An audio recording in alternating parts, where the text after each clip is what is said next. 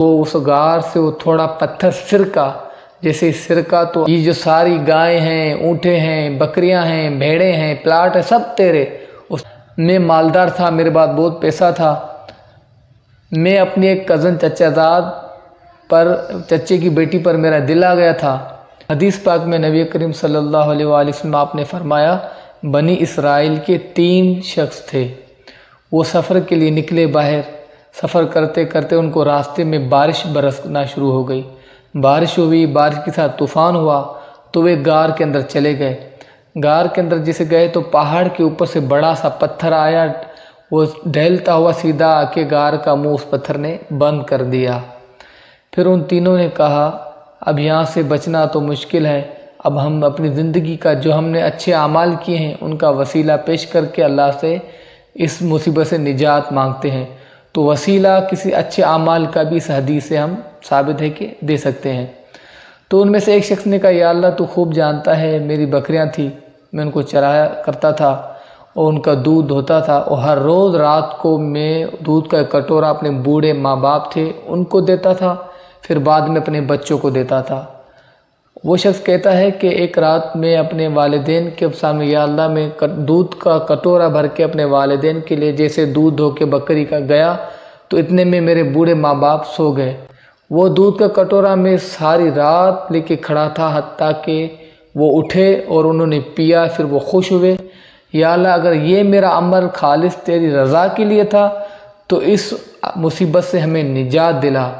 اس شخص نے جیسے یہی کہا تو اس غار سے وہ تھوڑا پتھر سرکا، جیسے سرکا تو اندر روشنی داخل ہونا شروع ہو گئی۔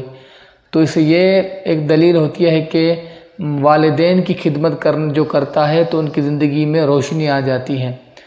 دوسرے شخص نے کہا، یا اللہ میرے پاس ایک شخص مزدوری کرتا تھا، میں مزدوریاں کرواتا تھا، ایک شخص مزدوری کرتا تھا، وہ مجھ سے اپنی اجرت مانگنے آیا، تو اس کی اجرت بنتی تھی 10,000 روپیہ، مثلاً 10,000 روپیہ چاول کی قیمت بنتی تھی۔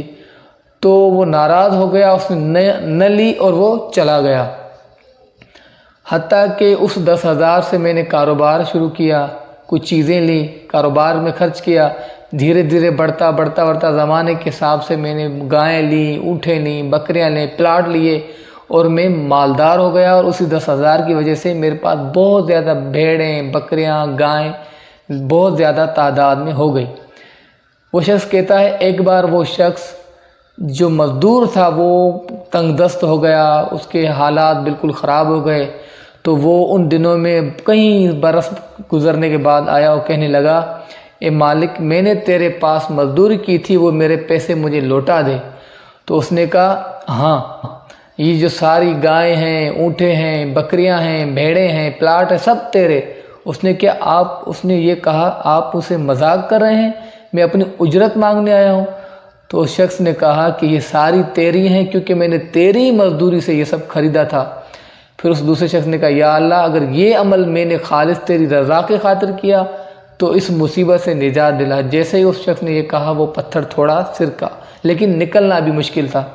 تیسرے اور آخری شخص نے یہ کہا، یا اللہ میں مالدار تھا، میرے پاس بہت پیسہ تھا، میں اپنی ایک کزن چچا زاد پر، چچے کی بیٹی پر میرا دل آ گیا تھا، میں اس کو صحبت کے لیے کہتا تھا کہ تو میرے ساتھ صحبت کر، وہ انکار کرتی تھی، حتیٰ کہ میں نے ایک دن 100 دینار اس کو دیے اور وہ راضی ہو گئی۔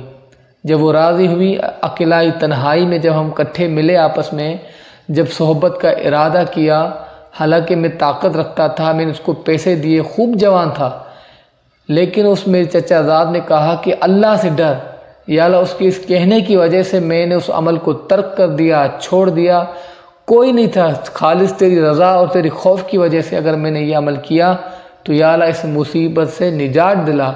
جیسے اس شخص نے یہ عرض کی اللہ کی بارگاہ میں، تو فوراً وہ پتھر ہٹ گیا اور تینوں غار سے باہر نکل آئے اور اللہ کا شکر کیا۔